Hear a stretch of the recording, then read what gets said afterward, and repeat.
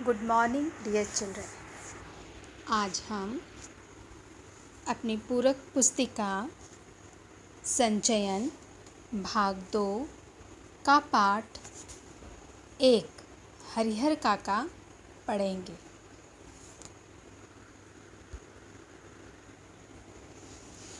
पाठ 1 संचयन भाग 2 हरिहर काका। लेखक हैं मिथिलेश्वर। इनका जन्म 31 दिसंबर 1950 में हुआ था।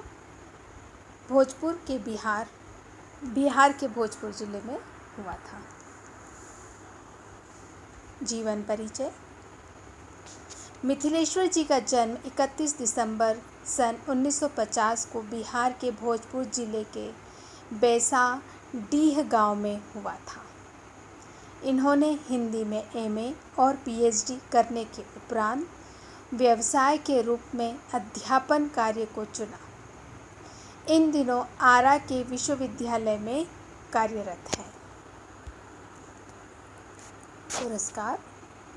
बाबूजी पुस्तक के लिए मध्य प्रदेश साहित्य परिषद द्वारा वर्ष 1976 के अखिल भारतीय मुक्तिबोध पुरस्कार। बंद रास्तों के बीच पुस्तक के लिए सोवियत रूस द्वारा वर्ष 1979 के सोवियत लेड नेहरू पुरस्कार। मैग्ना का निर्णय पुस्तक के लिए उत्तर प्रदेश हिंदी संस्थान द्वारा वर्ष 1981-82 1981-82 के यशपाल पुरस्कार से सम्मानित किया गया तथा निखिल भारत बंग साहित्य सम्मेलन द्वारा राज्य के सर्वोत्कृष्ट हिंदी लेखक के लिए वर्ष 1983 के अमृत पुरस्कार। सुरंग में सुबह उपन्यास के लिए मध्य प्रदेश साहित्य अकादमी द्वारा अखिल भारतीय पुरस्कार से पुरस्कृत एवं सम्मानित किया गया। इस प्रकार इन्हें कई पुरस्कारों से सम्मानित किया गया। आपकी मुख्य कृतियां हैं बाबूजी, बंद रास्तों के बीच, दूसरा महाभारत, मेघना का निर्णय, तिरिया जन्म, हरिहर काका, एक में अनेक, एक थे पोबी लाल, भोर होने से पहले, मिथिलेश्वर की श्रेष्ठ कहानियाँ, गांव के लोग, विगह बाबू। जिंदगी का एक दिन, 6 महिलाएं, माटी की महक, धरती गांव की प्रतिनिधि कहानियाँ। इनके उपन्यास है दुनिया युद्ध स्थल। लेखन शैली। मिथिलेश्वर जी ने अपनी कहानियों में ग्रामीण जीवन को बखूबी उकेरा है। इनकी कहानियाँ वर्तमान ग्रामीण जीवन के विभिन्न अंतर्विरोधों को उद्घाटित करती हैं, जिनसे पता चलता है कि आज़ादी के बाद ग्रामीण जीवन वास्तव में किस हद तक भयावह और जटिल हो गया है। वर्तमान कहानी है हरिहर काका। हरिहर काका कहानी के माध्यम से लेखक हमें वहाँ के ग्रामीण जीवन, पारिवारिक जीवन, इसके साथ साथ हमारी आस्था के प्रतीक धर्म स्थलों पर व्याप्त होते जा रहे स्वार्थ लिप्सा को उजागर किया है। हरिहर काका नामक पात्र पर यह कहानी केंद्रित है कि किस तरह से उनके परिवार के लोग, हरिहर काका के परिवार के लोग, उनके साथ धर्म से जुड़े लोग लालच में पड़कर किस तरह का व्यवहार करते हैं। मतलब परिवार के लोग भी और धार्मिक लोग भी, जिसे हम धर्म का मुखिया कहते हैं, धार्मिक पंडित मानते हैं, पुजारी कहते हैं, वे लोग भी। इस कहानी के माध्यम से लेखक खास तौर से घर और धर्म का असली चेहरा लोगों के सामने लाना चाहते हैं। घर एक ऐसा स्थान होता है जहाँ पर लोग अपने सुख दुख और खुशी और गम आपस में बांटते हैं। और धर्म स्थल वह स्थान होता है जो घर की नींव को मजबूत रखने में लोगों की मदद करता है, अर्थात उन्हें धार्मिक रास्ते पे लेकर चलता है। लोगों में अपने मन, सहृदयता और प्यार की भावना को बढ़ावा देते हैं। ऐसे संस्कार जिनसे परिवार और समाज एक सुचारू रूप से चल सके, सुखी जीवन व्यतीत करे लोग, परंतु लालच में आकर रिश्ते नाते सब भूलकर व्यक्ति किस तरह का व्यवहार कर जाता है। धर्म स्थल दोनों ही अन्याय, धर्म तथा परिवार दोनों ही स्थान पर अन्याय, अराजकता के पथ पर अग्रसर है। चाहे परिवार हो, चाहे धार्मिक स्थल हो, इस कहानी में हम ये देखेंगे। परिवार भी इसी तरह से अराजकता, अन्याय के स्थान के रास्ते पर चल रहा है वर्तमान स्थिति में। दोनों ही जगह पर अत्याचार और अन्याय हमें देखने को मिलता है। इसी उद्देश्य को कथाकार मिथिलेश्वर जी ने इस कहानी को लिखा है, अर्थात यही इस कहानी का उद्देश्य है। तो आइए हम पढ़ते हैं हरिहर काका कहानी। काका कहानी में लेखक हरिहर काका के पड़ोसी हैं। हरिहर काका ने बचपन से ही लेखक को बहुत प्यार किया है, पिता की तरह स्नेह किया है, दोस्त की तरह भी रिश्ता रहा है और अपने दिल की सारी बातें वो उनसे बांटा करते थे। तो आइए पढ़ते हैं कहानी। हरिहर काका। हरिहर काका के यहाँ से मैं मतलब लेखक अभी अभी लौटा हूँ। कल भी उनके यहाँ गया था, लेकिन ना तो वह कल ही कुछ कह सके और ना आज। कुछ भी उन्होंने बोलना चालना बंद कर रखा है। दोनों दिन उनके पास में देर तक बैठा रहा, लेकिन उन्होंने कोई बातचीत नहीं की। उन्होंने बिल्कुल बात नहीं की, कुछ भी नहीं बोले, मूक बैठे रहे। जब उनकी तबीयत के बारे में पूछा तब उन्होंने सिर उठाकर एक बार मेरी तरफ देखा, लेखक की तरफ देखा, लेकिन कुछ भी कहा नहीं। फिर सिर झुकाया तो दोबारा मेरी ओर बिल्कुल भी नहीं देखा। हालांकि उनकी एक ही नज़र बहुत कुछ कह गई। कई बार हम देखते हैं कि बिना कुछ कहे भी हम बहुत कुछ कह जाते हैं। ऐसे ही हरिहर काका ने एक भी शब्द का प्रयोग नहीं किया था, लेकिन जिस तरह से उन्होंने लेखक की तरफ देखा था तो उनकी एक नज़र ने ही बहुत कुछ कह दिया था। Action is louder than the words. जिन यंत्रणाओं, कलेशों, कष्टों, मतलब वो बहुत मुश्किल में थे अपने घर में। कलेश था, झगड़ा लड़ाई, या झगड़ा लड़ाई कहना चाहिए, उनकी तरफ कोई ध्यान नहीं था देता था। कष्ट में थे, वो मुसीबत में थे, के बीच में घिरे हुए थे परिवार के रहते हुए। जिस मना स्थिति में जी रहे थे, मन की जैसी स्थिति थी उनकी, उसमें आंखें ही बहुत कुछ कह देती है, मुंह खोलने की ज़रूरत नहीं पड़ती है। अर्थात लेखक कह रहे हैं कि हरिहर काका की स्थिति को वह उन्हें देखकर ही समझ गए थे कि वह कैसे हैं।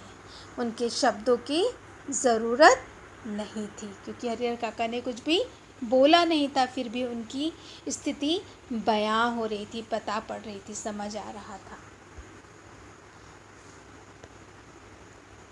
हरिहर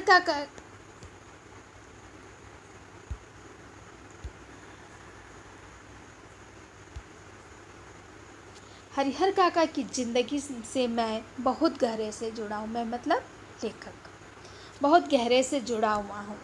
अपने गांव में जिन चंद लोगों को मैं सम्मान देता हूँ, कुछ ही लोग हैं जिनको मैं सम्मान देता हूँ, उनमें से एक है हरिहर काका।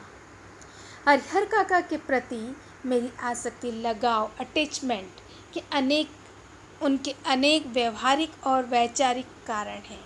उनमें से दो प्रमुख कारण हैं। एक तो यह कि हरिहर काका मेरे पड़ोस में रहते, पड़ोसी होने के नाते हमारा रिश्ता बन जाता है। और दूसरा कारण यह कि मेरी माँ बताती हैं कि हरिहर काका बचपन में मुझे बहुत दुलार करते थे, प्यार करते थे। वह मुझे अपने बेटे की तरह प्यार करते थे, अपने कंधे पर बैठाकर मुझे घुमाया करते थे। हरिहर काका ने भी जैसे मुझसे दोस्ती के लिए ही इतनी उम्र तक प्रतीक्षा की थी, अर्थात हरिहर काका की भी इससे पहले किसी और से इतनी गहरी दोस्ती नहीं थी। माँ बताती है कि मुझसे पहले गांव में किसी अन्य से उनकी इतनी गहरी दोस्ती नहीं हुई थी। वह मुझसे कुछ भी नहीं छिपाते थे, दिल की हर बात कर लेते थे, खूब खुलकर बातें करते थे। लेकिन अब फ़िलहाल मुझसे भी कुछ भी कहना बंद कर दिया, अर्थात अब उनकी स्थिति ऐसी है कि उन्होंने मुझसे भी अर्थात लेखक से भी कुछ भी नहीं कहते। जहाँ जिससे बहुत अच्छी सी दोस्ती थी, सारी दिल की बातें कर लेते थे, अब मुझसे भी कुछ भी नहीं बोल रहे हैं। उनकी इस स्थिति ने मुझे चिंतित कर दिया। मैं चिंतित हो रहा हूँ, लेखक कह रहे हैं मुझे चिंता हो रही है उनकी इस स्थिति को देखकर, जैसे कोई नाव बीच मझधार में फंसी हो, जो न तो किनारे पे आ रही है और न ही कुछ और कर पा रहे हैं। उस पर सवार लोग चिल्लाकर भी अपनी रक्षा नहीं कर सकते हैं, क्योंकि उनकी चिल्लाहट दूर तक फैले सागर के बीच उठती गिरती लहरों में विलीन हो जाएगी, लुप्त हो जाएगी। हो जाने के कारण अतिरिक्त कर ही क्या सकती, अर्थात उनकी कोई मदद चाहकर भी नहीं कर सकता है, क्योंकि किसी तक भी उनकी आवाज़ जाएगी ही नहीं। ऐसे ही हरिहर काका की स्थिति है। मौन होकर जल समाधि लेने के अतिरिक्त कोई दूसरा विकल्प उपाय नहीं था, अर्थात वो बिल्कुल मौन हो गए थे, किसी से कुछ भी एक वर्ड भी शब्द भी नहीं कहते थे। लेकिन मन इसे मानने को कतई तैयार नहीं है। जीने की लालसा जिजीविषा बहुत थी कि वजह से बेचैनी और छटपटाहट बढ़ गई हो। कुछ ऐसी स्थिति के बीच अब हरिहर काका घिर आए थे। हरिहर काका के बारे में जब मैं सोचता हूँ तो मुझे लगता है कि वह यह समझ नहीं पा रहे हैं कि कहें तो क्या कहें। अब कोई ऐसी बात नहीं है जिसे कहकर वह हल्का हो सके, कोई ऐसी स्थिति उक्ति नहीं है जिसे कहकर मुक्ति पा सके। हरिहर काका की स्थिति में मैं भी होता तो निश्चय ही इस गूंगेपन का शिकार हो जाता, अर्थात हरिहर काका जिस स्थिति में थे वह सबके सामने थी। अब वह कुछ भी नया नहीं था, कुछ भी छिपा हुआ नहीं था कि जिसे लोगों से कहें और उन मन हल्का कर लें। लेकिन फिर भी कोई उनकी मदद के लिए नहीं था।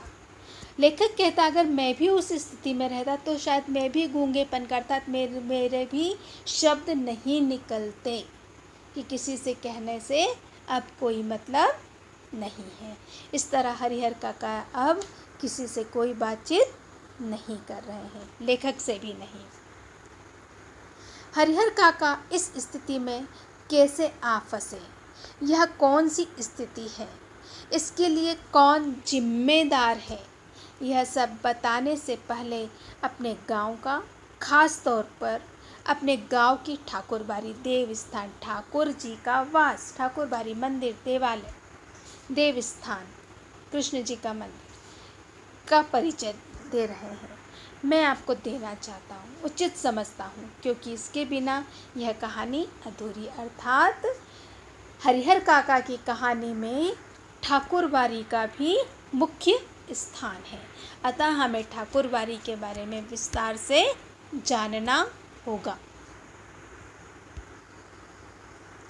मेरा गांव कस्बाई शहर आरा से 40 किलोमीटर की दूरी पर, वो अपने गांव के बारे में बता रहे हैं कि यह कस्बाई ना तो बिल्कुल ठेठ गांव है और ना ही अच्छा डेवलप्ड शहर कस्बाई मतलब विकसित गांव है। आरा से 40 किलोमीटर की दूरी पर है। हसन बाज़ार बस स्टैंड के पास है। गांव की कुल आबादी 2,500 से 3,000 है। यहाँ पे 2,500 से 3,000 लोग रहते हैं। गांव में 3 प्रमुख स्थान हैं। गांव के पश्चिम किनारे में बड़ा सा तालाब है, एक चीज़। दूसरा, गांव के मध्य स्थित बरगद का पुराना वृक्ष है। और गांव के पूरब में ठाकुर जी का विशाल मंदिर है, ईश्वर का मंदिर है, जिसे गांव के लोग ठाकुर बाड़ी कहते हैं। तो यह हुई उनके जगह जहाँ रह रहे हैं हरिहर काका, वहाँ के बारे में लेखक ने बताया है।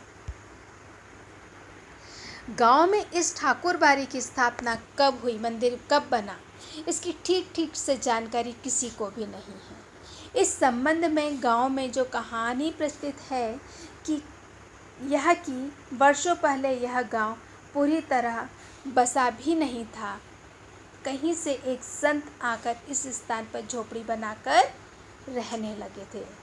बहुत पुराने समय की बात है, जब यहाँ पर एक व्यक्ति आकर रहने लगे थे, जो झोपड़ी बनाकर, और वे संत थे। वह सुबह शाम यहाँ ठाकुर जी की पूजा करते, ईश्वर की पूजा करते, भगवान की। लोगों से मांग कर खा लेते और पूजा पाठ की भावना जागृत करते। इस तरह से वे अपना धार्मिक कार्य करते। अब यहाँ संत जो आकर वहाँ रह रहे थे हरिहर काका के गांव में, वो अब यहाँ पर लोगों के मन में धार्मिक भावना उन्होंने उजागर की थी। धर्म से वह सबको प्रेरित कर रहे थे।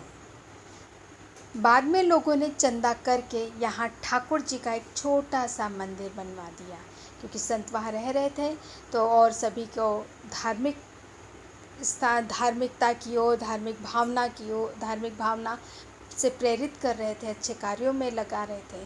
तो उन्होंने सब लोगों ने चंदा इकट्ठा करा और ठाकुर जी का एक छोटा सा मंदिर बनवा दिया।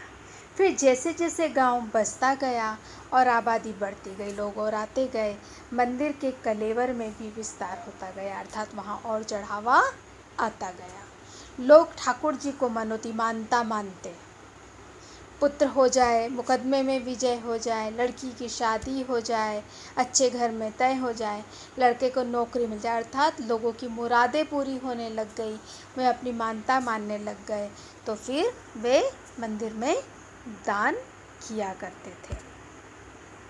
यह इस तरह से यह छोटा सा मंदिर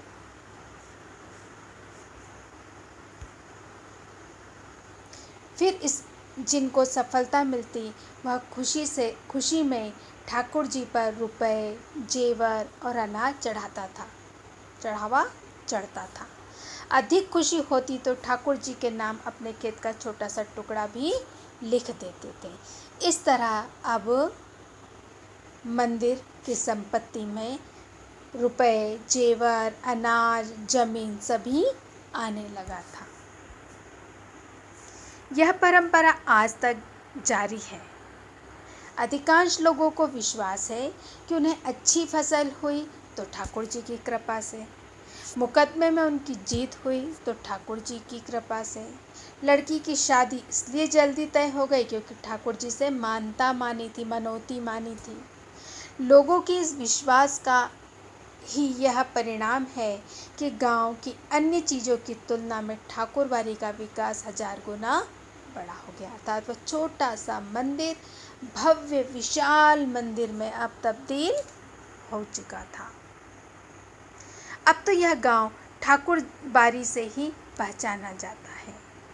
यह ठाकुरबाड़ी न सिर्फ मेरे गांव की एक बड़ी और विशाल ठाकुरबाड़ी है, बल्कि आसपास के सारे इलाके में इसकी जोड़ का कोई दूसरा ठाकुरबाड़ी नहीं, अर्थात कोई दूसरा मंदिर ऐसा है ही नहीं। ठाकुरबाड़ी के नाम पर 20 बीघा खेत है, 20 बीघा। धार्मिक लोगों की एक समिति है जो ठाकुरबाड़ी की देखरेख और संचालन करती, एक कमेटी है। संचालन के लिए प्रत्येक 3 साल में एक महंत और एक पुजारी की नियुक्ति होती है। अर्थात एक समिति बनी हुई है जिसमें 3 साल के लिए एक महंत और एक पुजारी की नियुक्ति भी की जाती है। एक बड़ा ट्रस्ट बन गया है। ये देखिए विशाल मंदिर अब बन चुका है। जो छोटा सा मंदिर था आसपास के गांव में भी अब ऐसा मंदिर नहीं है।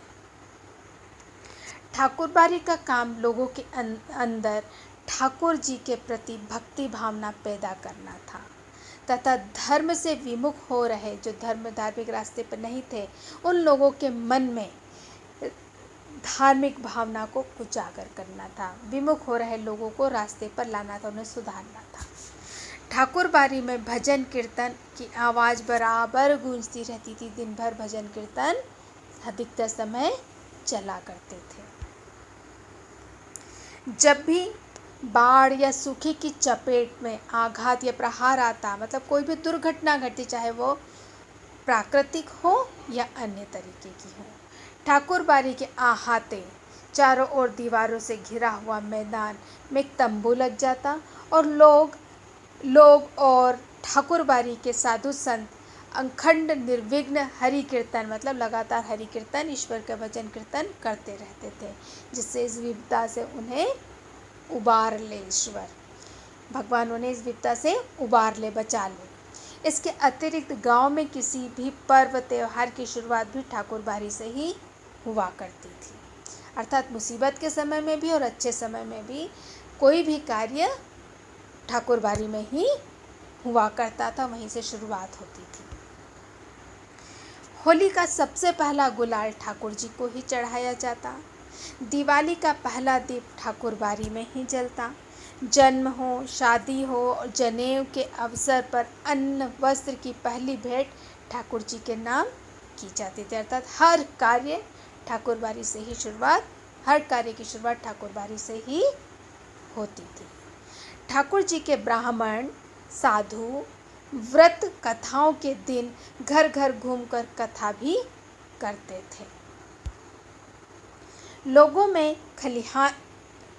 के खलिहान में जब भी नई फसल होती, दवनी, गेहूं, धान निकलने की प्रक्रिया को कहा गया है दवनी, होकर अनाज की ढेरी तैयार हो जाती, तब ठाकुर जी के नाम अगउम प्रयोग में लाने से पहले देवता के लिए निकाला गया अंश, अर्थात पहला धान निकालकर लोग अनाज अपने घर में ले जाते थे। पहले चढ़ावा चढ़ता, उसके बाद ही फसल घर तक जाती थी।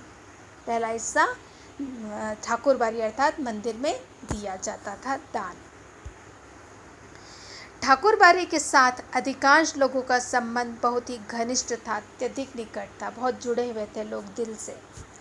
मन और तन दोनों स्तर पर ये लोग जुड़े हुए थे। कृषि कार्य से अपना बचा हुआ समय वे ठाकुरबाड़ी में ही बिताते थे। ठाकुरबाड़ी में साधु संतों के प्रवचन, वेद, पुराण आदि का उपदेश करते थे। वे सुन और ठाकुर जी के दर्शन कर वे अपना यह जीवन सार्थक मानते थे। मतलब लोग सीधे साधे वे धार्मिक कार्यों में संलग्न रहते थे। अपनी खेती बाड़ी अन्य काम के बाद पूरा बचा हुआ समय वहीं पर व्यतीत करते थे। उन्हें यह महसूस होता है कि ठाकुरबाड़ी में प्रवेश करते ही वे पवित्र हो गए हैं। उनके पिछले सारे पाप अपने आप खत्म हो जाते हैं। वे अपने आप को अच्छा महसूस करते थे। परिस्थितियों के कारण इधर हरिहर काका ने ठाकुरबाड़ी में जाना बिल्कुल बंद कर दिया। कुछ ऐसी दुर्घटना घटी उनके साथ जिसके कारण उन्होंने ठाकुरबाड़ी में जाना बिल्कुल बंद कर दिया। हरिहर काका ने पहले वह अक्सर ही ठाकुरबाड़ी में जाते थे। मन बहलाने के लिए कभी कभी मैं भी ठाकुरबाड़ी में जाता हूँ। लेखक कहते कि हाँ, मैं भी ठाकुरबाड़ी में कई बार जाता हूँ, लेकिन वहाँ के साधु संत मुझे फूटी आंखों नहीं सुहाते। लेखक उनसे सेटिस्फाइड नहीं थे, थोड़ा भी अच्छा नहीं लगते थे वे लोग। उनको काम धाम करने में उनकी कोई रुचि नहीं थी, मक्कार किस्म के थे। ठाकुर जी को भोग लगाने के नाम पर दोनों टाइम, दोनों वक्त हलवा पूड़ी अर्थात बढ़िया बढ़िया पकवान खाते और आराम से पड़े रहते, कोई काम धाम नहीं। उन्हें अगर कुछ आता है तो सिर्फ बातें बताना आता था, अर्थात वो अब वैसी धार्मिक जैसी कथनी वैसी करनी नहीं थी, मतलब ऐसा धार्मिक कार्य वे नहीं करते थे, व्यवहार से नहीं झलकता था। हरिहर काका के परिवार के बारे में हम जानते हैं। हरिहर काका 4 भाई हैं, सबकी शादी हो चुकी है। हरिहर काका के अलावा अतिरिक्त सबके बाल बच्चे हैं। बड़े और छोटे भाई के लड़के काफ़ी सयाने हैं, मतलब बड़े हैं। 2 की तो शादी हो गई है। उनमें से एक पढ़ लिख कर शहर में किसी दफ्तर में क्लर्की लिपिक कर्मचारी के कार्य पर कार्यरत है। हरिहर काका के 4 भाई, लेकिन हरिहर काका की अपनी देह से, मतलब उनकी अपनी कोई भी औलाद संतान अपनी नहीं है। भाइयों में हरिहर काका का नंबर दूसरा है। औलाद के लिए उन्होंने 2 शादियां की।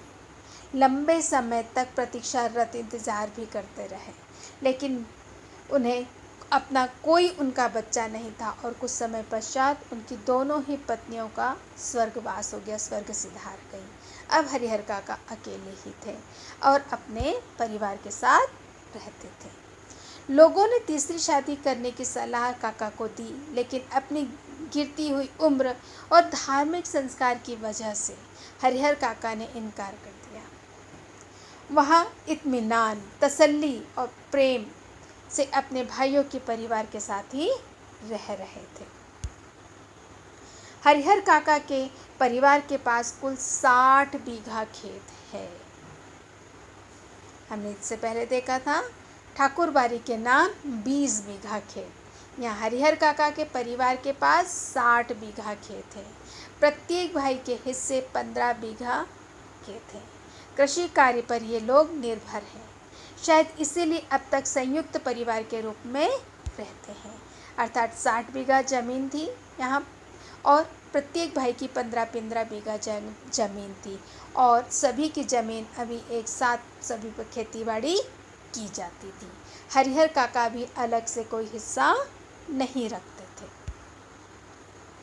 हरिहर काका के तीनों भाइयों ने अपनी पत्नियों को यह सीख दी थी, समझाया था कि हरिहर काका की अच्छी तरह से सेवा करें, समय पर उन्हें नाश्ता दे, खाना दे, किसी तरह की भी तकलीफ नहीं होने दे। कुछ दिनों तक तो वे हरिहर काका की खोज खबर लेती रहीं, ध्यान रखती रहीं। फिर उन्हें कौन पूछने वाला था। ठहर चौका लगाकर पंखा झेलते हुए अपने घर के जेंट्सों को, मर्दों को अच्छे से अच्छे व्यंजन खिलाती, मतलब खूब अच्छे पकवान खिलाती, उनकी पूरी देखभाल करती और हरिहर काका के आगे तो बचा खुचा खाना रख देते। कभी तो हरिहर काका को रूखा सूखा खाकर ही संतोष करना पड़ता, अर्थात वो कुछ और उन्हें खाने को नहीं देती थी। सब लोग बढ़िया पकवान और हरिहर काका को ऐसे सूखा चावल, दही चावल या ऐसा इस तरीके का खाना परोसा जाता था, दिया जाता था। आगे कभी हरिहर काका की तबीयत, शरीर की स्थिति, मन की स्थिति, दोनों ही स्थिति है ना, खराब हो जाती तो मुसीबत में पड़ जाते। इतने बड़े परिवार के रहते हुए भी कोई उन्हें पानी देने वाला नहीं था, अर्थात कोई उनकी पूछ परख नहीं करता था। सभी अपने अपने कामों में मशगूल व्यस्त रहते थे। बच्चे या तो पढ़ लिख रहे होते या धमा चौकड़े उछल कूद करते।